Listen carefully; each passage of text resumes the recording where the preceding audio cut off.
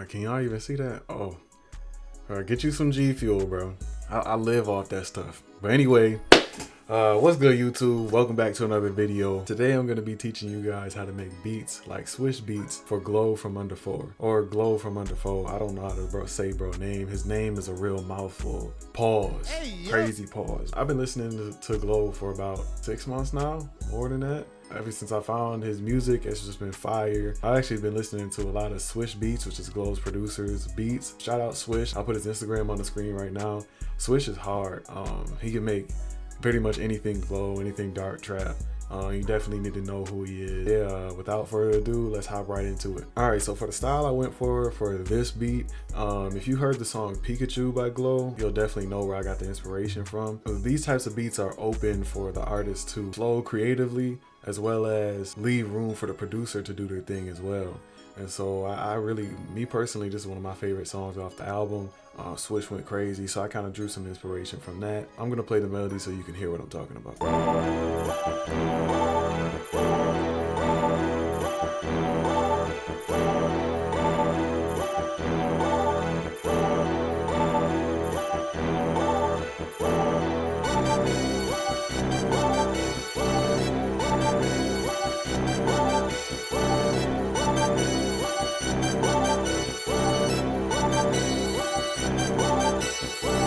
Okay, so what I started with was this brass from my Megalodon V2 sound kit, which is currently 50% off. I'll leave the link in the description for that. It's through my company Audio Vault, which I'll be talking about later on in this video, so stay tuned. Chord progression, well, not really chord progression, but melody bass line for this. I wanted to keep it as simple as possible. I noticed Swish in the beat for Pikachu, he kind of had these skips in between each brass hit. I kind of emulated that with my own flair and kind of pattern choice. So I'm gonna give this a play so you guys can hear what I'm talking about.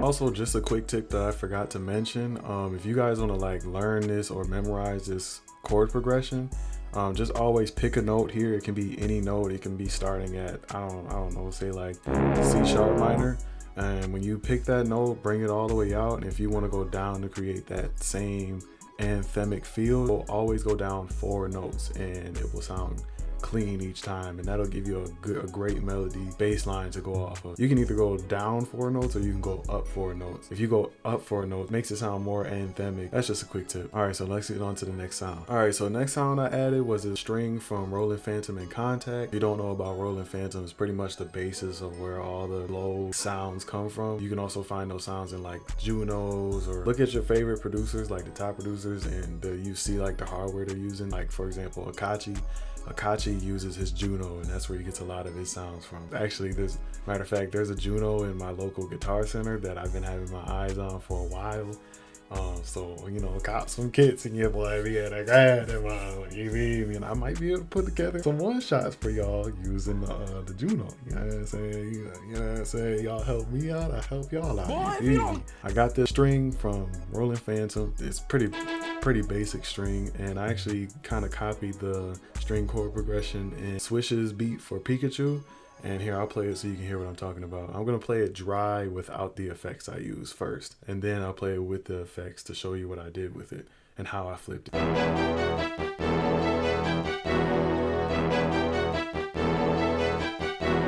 Okay, so you can kind of hear how I get the basic chord progression down, but it still kind of sounds boring. Bro, every time I'm doing a video, I get that same hiccup. Back to what I was saying, like this, it sounds boring. And so I add effects to have it not sound as boring. I put Portal on. If you don't have Portal by now, like, what are you doing? If you want to get a good Portal bank, go with Pride Radiate. He's with Internet Money. He has great Portal bank, specifically this Decay bank. I got this one back in like 2021 or wherever it dropped. I jumped on it immediately. One of the best portal banks, or even effect banks in general, just overall for beats. Like, this thing is fire. I use it for everything. And I also layered that with another portal, and this is just like the factory preset. Then I also put my favorite reverb plugin on here, which is Ambience. Ambience you can literally find on Plugin Boutique for free. Okay, so now I'm gonna play the string melody back again with the effects.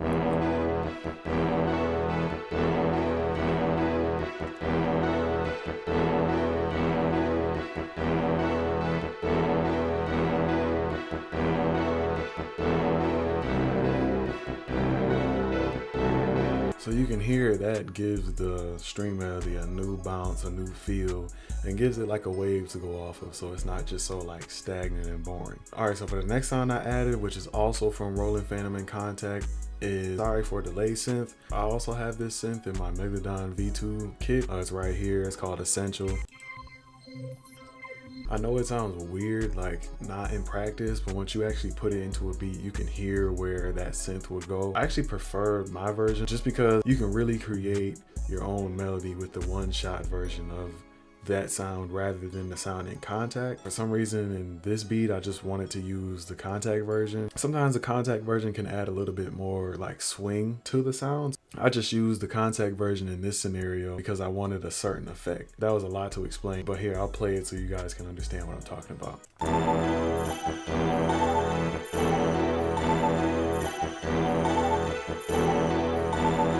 Like, you can really hear that like swing effect.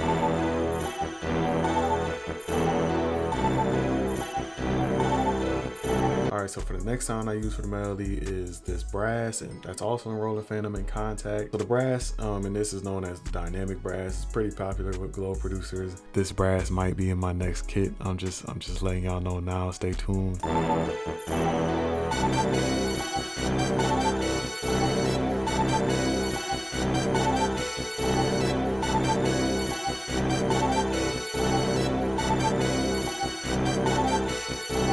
The only effects that I have on this brass is just a Fruity Parametric EQ, which is just a low, high pass filter, just to cut out a whole bunch of the low end I didn't want. Then I put, of course, my favorite plugin, Ambience, on there, just to kind of give the brass a little bit more like stereo space. And I actually layered this brass too with another brass. Man, let's move on to the next sound. All right, so the next sound in this melody is this layer brass, which I call the Michi layer brass, because for the first time I ever heard this brass, I heard one of my favorite producers, What You Doing Michi, use this brass. I'll put his Instagram up on the screen for you guys right here. This was the first time I ever heard this brass, and I was like, yo, what preset is that? And then literally like 2 days later, I heard SWISH use it in one of GLO's beats. And I was like, yo, I need this brass in my life. Where is that? How did you get this? Michi put me on. And so I kind of, I found a preset that was similar to the dynamic brass, but it wasn't the exact same thing, but still gave it like some similar textures and qualities as a dynamic brass. This brass is actually from my secret stash kit, which is not available right now, but will be available soon. With this brass, I just wanted it an accent to accent that high-end brass that I put on the previous sound, which was the dynamic brass. I'll just play it for you guys so you can further understand what I'm talking about.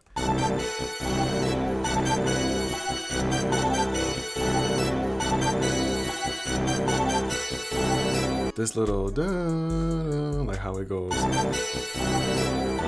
like that, I use that as like a resolve for the rest of the melody. All this part of the melody in here is just kind of like for you to catch the beat and the groove of the melody. And then in here, when the brasses come on, that's like the turn up part. Then in the end here is the resolve. And so that's what kind of wraps the whole melody together. SWISH really does a lot with this in his beats and especially his melodies. He's, like I said, he's got top tier melodies when it comes to GLO. So I added that into mine to get that effect that SWISH has. All right, so last sound that I added in this melody was this ugly ass like beep noise. Don't ask me why I put it in here.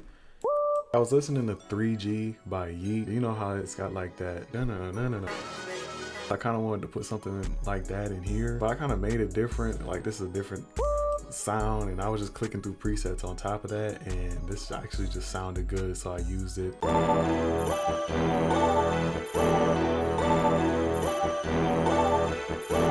Alright, Alright, so for the drums, I actually started off with the 808, which is something I rarely do. I've been doing that recently a lot lately, just because it's kind of giving me new inspiration to go off of for my drum patterns.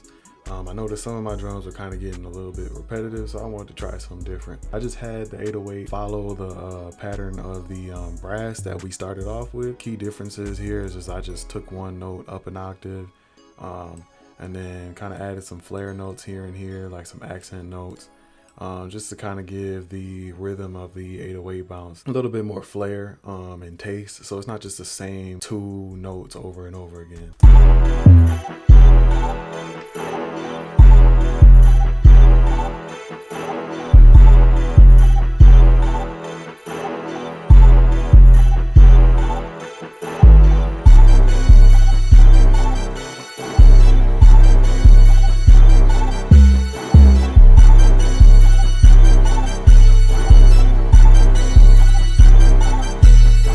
Okay, so next two drum sounds I added were the snare and then also a hi-hat. I forgot to mention earlier that all of these sounds are either from my Megalodon sound kit or my upcoming Hammerhead sound kit. I kind of based the drum patterns off the beat from Pikachu, Swish snare, and then along with the hi-hats and the 16th notes.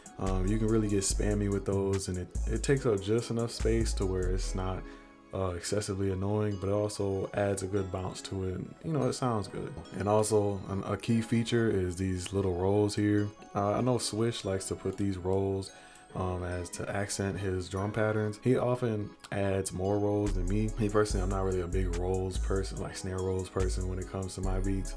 But that's definitely a characteristic that all the Swish beats has. And without further ado, I'll play this right now.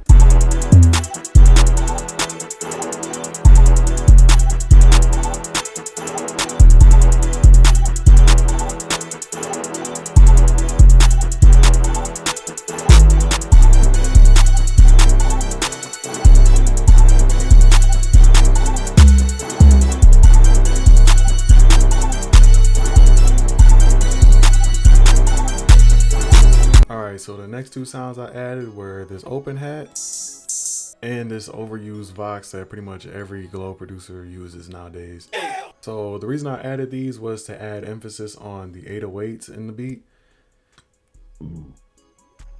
Yo, that's 2 in 1 video, bro. I don't know what it is. I wanted to add emphasis to those 808s, and adding emphasis also accentuates that snare pattern and the hi-hat pattern that I also previously put in there, which really wraps up the drum rhythm and gives it a nice flow. So I'm gonna play it, and just by playing it, it'll further explain what I had going on.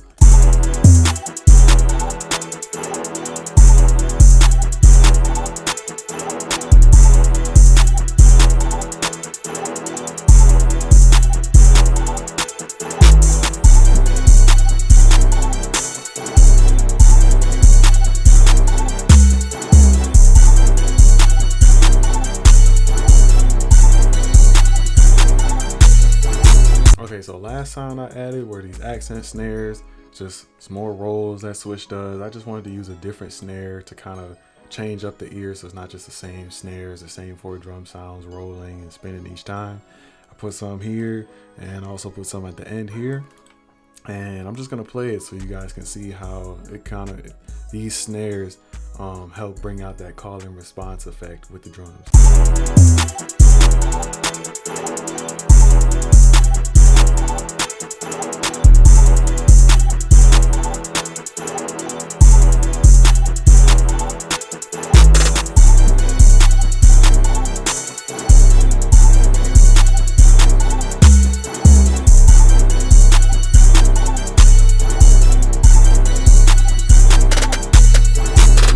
And the last thing I forgot to mention is I did put an 808 switch up in like the second half of the beat.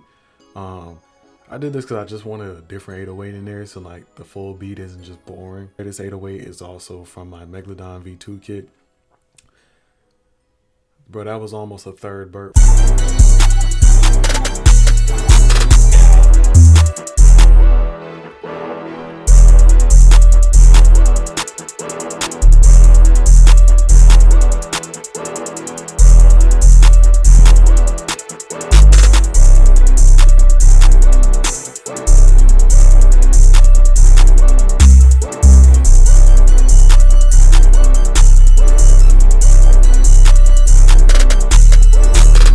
right, so that's the beat, y'all. Appreciate you guys for tuning in. Hopefully you guys learned a thing or two about how to make these beats. Let me know down in the comments what other type of videos you guys want to see. Someone in the previous video mentioned that they wanted to see a mixing tutorial. I'm not the best when it comes to my mixes, but I'll definitely drop some sauce for you guys. My master preset is also in Megalodon V2. So yeah, if you want a quick tip right now, go get the Megalodon V2 sound kit, drag and drop my master preset onto your master, and boom, you automatically got my mixes. That being said, this leads me to the announcement. Audio Vault. This is the platform where I'll be putting all my kits from when I started with the Megalodon kit, Synergy, and a couple others on there, all the way up until now, which is gonna be my newest kit coming out, which is Hammerhead. So Audio Vault has pretty much everything you need to make beats on there. Got, of course, Megalodon, like I stated earlier, 50% off. It was 30, but now it's only 15 bucks. Full drum stash, whole bunch of 808s, claps, hi-hats, open hats, snares, voxes. I put idea starters in here, so if you're having a little bit of melody block, you can click through these, and these will give you a good idea to go off of. I put loops in here, and this is a hefty pack of loops. These are royalty free too, so go crazy if you get a placement. It's all UG. I got midis in here, which I've separated into melody bass lines, which is how I start my melodies, main melodies, counter melodies, and all of these are stacked up with melodies and main melodies and melody bass lines that you can use. Mixer presets in here. I also have one shots in here, a whole bunch of GLO one shots. Strings, background pads, which is the real sauce in this kit if I'm being honest. Strings, high brass, you can find that FS brass from Rolling Phantom in, keys, leads, low brass, main pads, organs, even slow strings. Like I put everything in there. I even put some of the rare trap tags from the old trap days. I got a bundle going right now where you can get Megalodon V2 and V1. I've got an all you need GLO bundle that you can get on there. I even put the kit I made the Krusty Crew Anthem melody with. Go check out Audio Vault. New kit will be dropping soon. It's called Hammerhead. I'm gonna be putting crazy sauce in there. And the focus for this next kit is gonna be like new and fresh drum sounds that also have a mix of like your trusty sounds. I'm gonna be staying away from the standard spins 808, but still keep like 808s that are usable and not just like crazy alien 808s. Quick little shameless plug there. Once again, I just want to say thank you guys for watching. I'm actually having a blast making these YouTube videos. Like and subscribe if you enjoyed, and I'll catch y'all in the next video. Be easy.